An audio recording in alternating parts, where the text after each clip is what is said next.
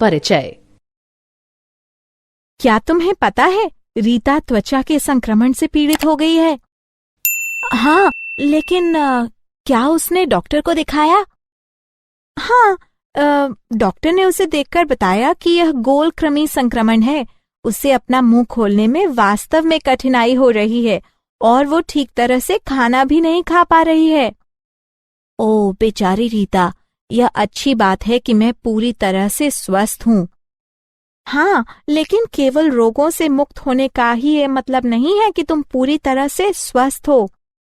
तुम्हारा क्या मतलब है? मैं कहना चाहती हूँ कि स्वास्थ्य और रोग अंतर संबंधित हैं, लेकिन व्यक्ति के स्वास्थ्य का निर्धारण करने वाले कुछ अन्य कारक भी हैं। मैं तुम्हें इस बारे में विस्तार से समझाती हूँ।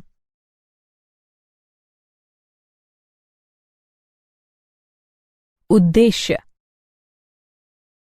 इस पाठ के अंत में आप निम्न करने में सक्षम हो जाएंगे: स्वास्थ्य एवं रोग की अवधारणा को समझना, मनुष्यों में सामान्य रोगों की पहचान करना।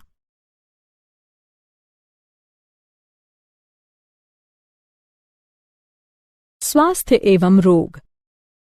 स्वास्थ्य स्वास्थ्य को संपूर्ण शारीरिक, मानसिक और सामाजिक स्वस्थता की अवस्था के रूप में परिभाषित किया जाता है और मात्र रोग की अनुपस्थिति अथवा शारीरिक स्वस्थता ही स्वास्थ्य नहीं है।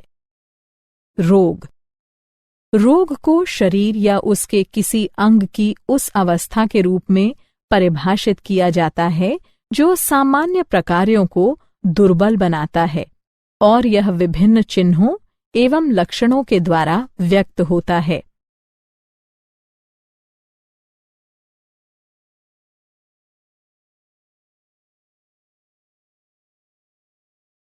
स्वास्थ्य को प्रभावित करने वाले कारक।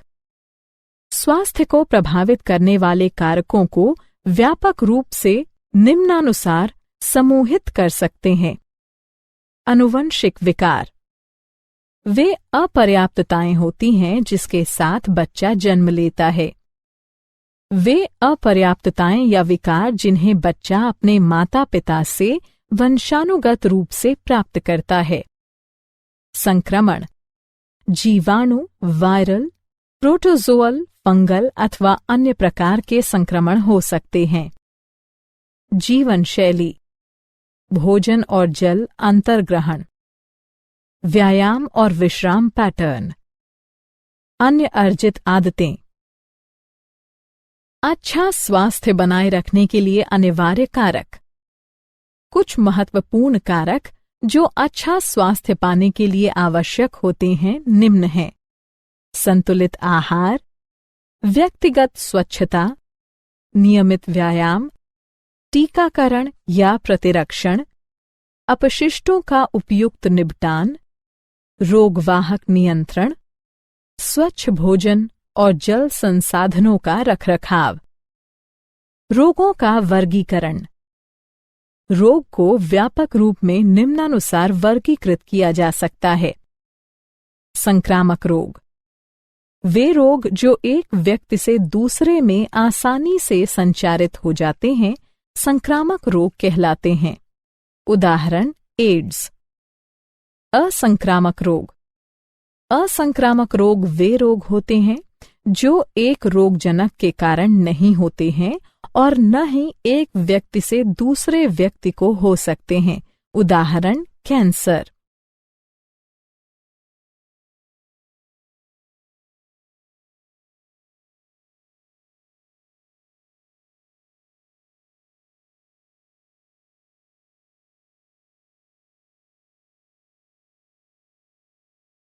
रोगजनक, रोग उत्पन्न करने वाले सूक्ष्मजीव।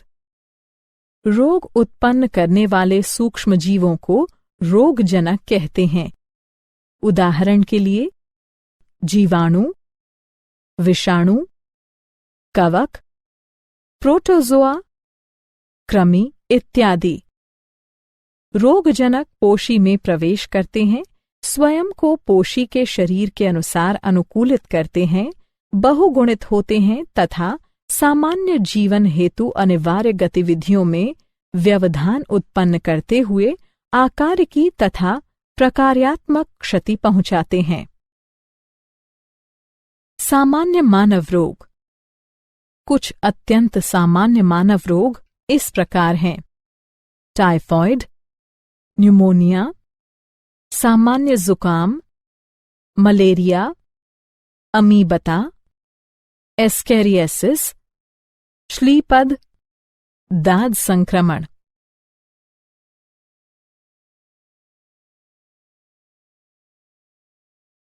टाइफॉइड। टाइफॉइड ज्वर। कारण: यह साल्मोनेला टाइफी रोगजनक जीवाणु के द्वारा होता है।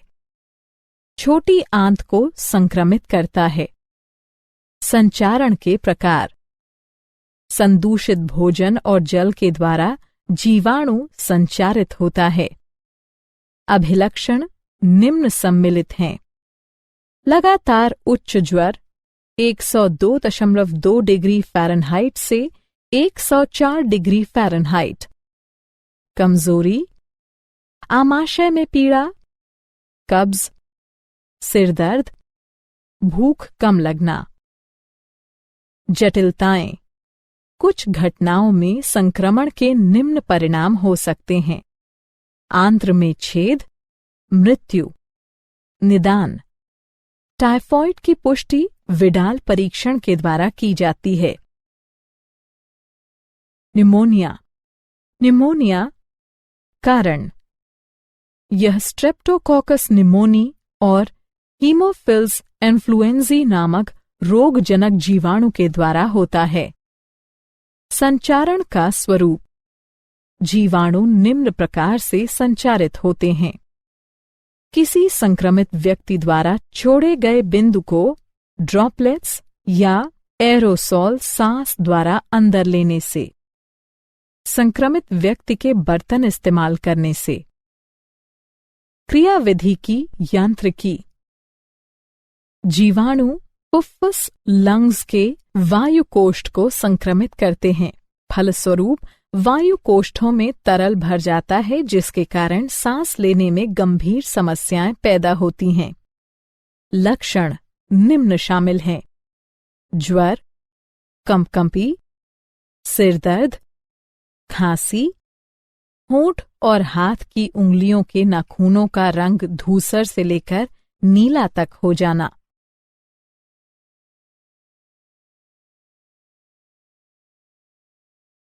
सामान्य जुकाम।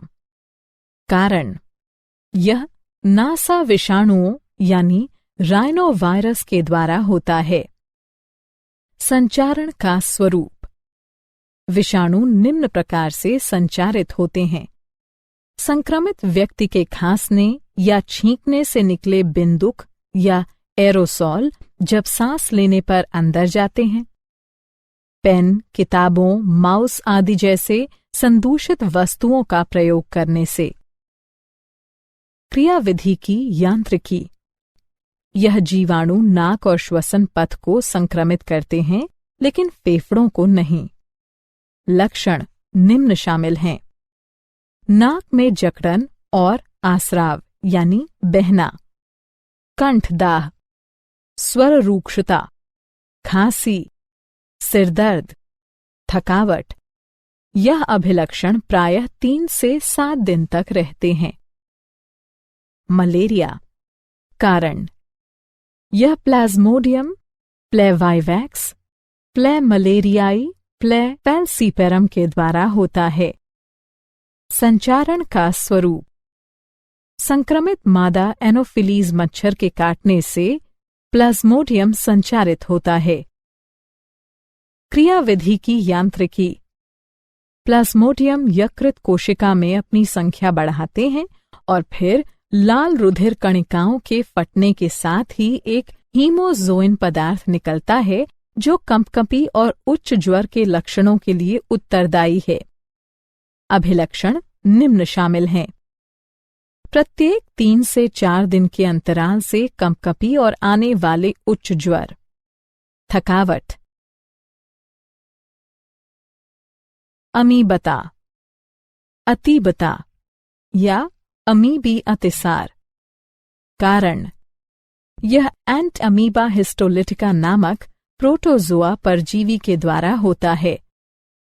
संचारण का स्वरूप यह प्लाज्मोडियम घरेलू मक्खियों द्वारा संक्रमित व्यक्ति के मल से खाद्य और खाद्य पदार्थों तक संचारित होते हैं।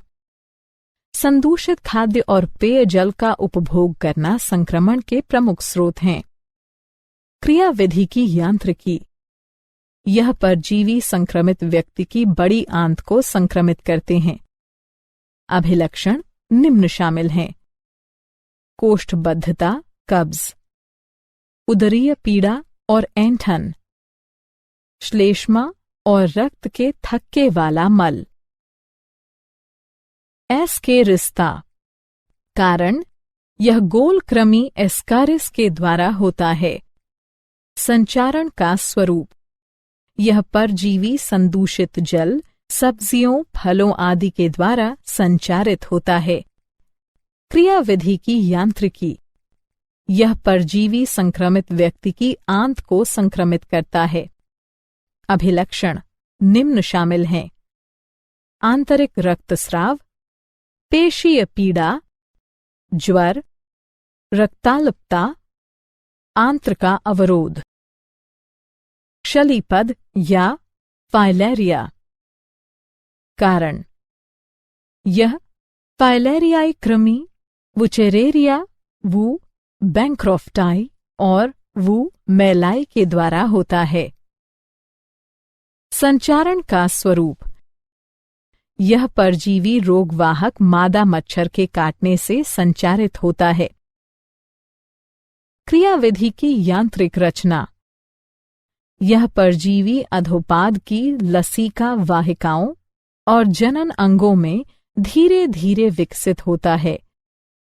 अभिलक्षण निम्न शामिल हैं: स्थायी सूजन के परिणाम स्वरूप पैरों का हाथी के पैरों के समान मोटा हो जाना, जनन अंगों का विकृत हो जाना, दाद संक्रमण।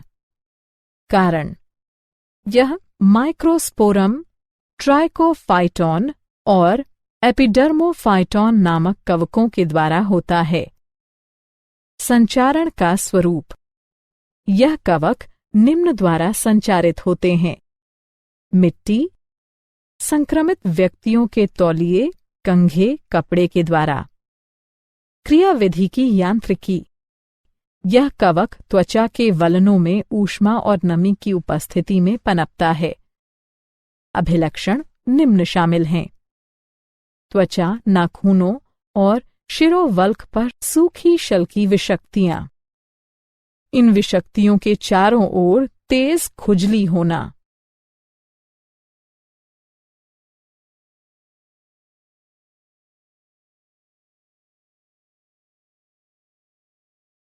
संक्रामक रोगों का निरोध एवं नियंत्रण।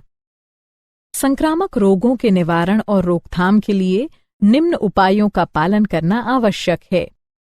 पहला, व्यक्तिगत स्वच्छता बनाए रखना, शरीर को साफ रखना, साफ पेयजल और भोजन का उपभोग करना। दूसरा, सार्वजनिक स्वच्छता बनाए रखना, अपशिष्ट पदार्थों और मल मूत्र उत्सर्जन का समुचित निपटान, जलाशयों की समय समय पर सफाई और विसंक्रमण, सार्वजनिक खान-पान प्रबंध में स्वच्छता के मानक का पालन करना। तीसरा, संक्रमित व्यक्तियों और उनके सामान के निकट संपर्क में आने से बचना। संक्रामक रोगों का निरोध एवं नियंत्रण। संक्रामक रोगों के निवारण और रोकथाम के लिए निम्न उपायों का पालन करना आवश्यक है।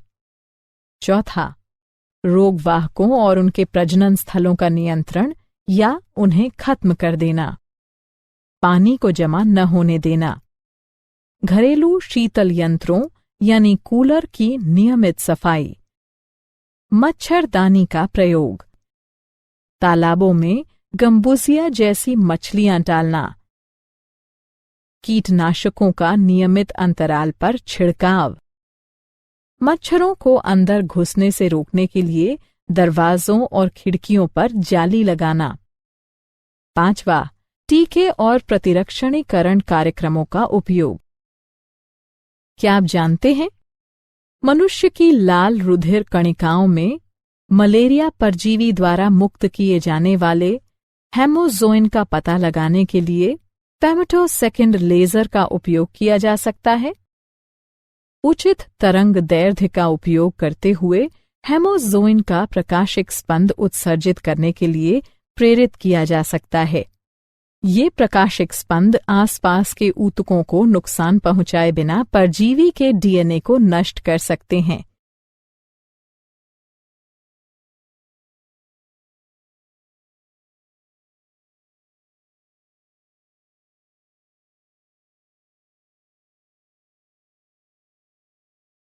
सारांश। आइए हमने जो कुछ सीखा है उसे संक्षेप में दोहराएं। स्वास्थ्य संपूर्ण शारीरिक, मानसिक और सामाजिक स्वस्थता की अवस्था है और मात्र रोग की अनुपस्थिति अथवा शारीरिक स्वस्थता ही स्वास्थ्य नहीं है। मनुष्यों को कष्ट पहुंचाने वाले सबसे सामान्य रोगों में टाइफॉइड, निमोनिया, मलेरिया, सामान्य जुकाम आदि शामिल हैं। इन बीमारियों की रोकथाम के निवारक और उपचारक उपाय निम्न हैं। व्यक्तिगत और जन स्वच्छता बनाए रखना, संक्रमित व्यक्तियों और उनके सामान के निकट संपर्क में आने से बचना, रोगवाहकों और उनके प्रजनन स्थलों का नियंत्रण, टीके और प्रतिरक्षणीकरण कार्यक्रमों के उपयोग।